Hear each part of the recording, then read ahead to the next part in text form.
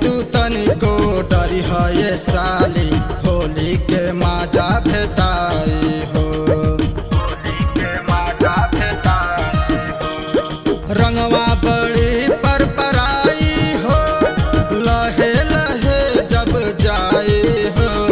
जानी तू तनिको डरी है ये साली, होली के माजा भेटाई हो। नहीं बूझा न दाना ये जीजा, होली खेले में कदम नतीजा।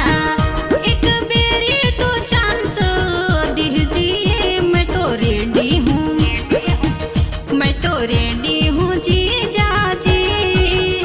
मजा होली का पूरा लीजिए, मैं तो रेडी हूँ जीजा जी। मजा होली का पूरा लीजिए।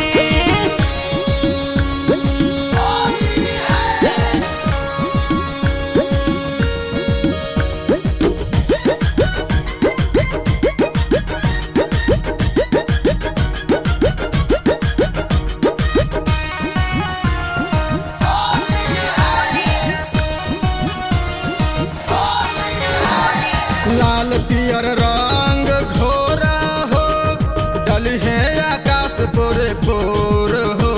छबिंदर आजाद सिंह जी चूला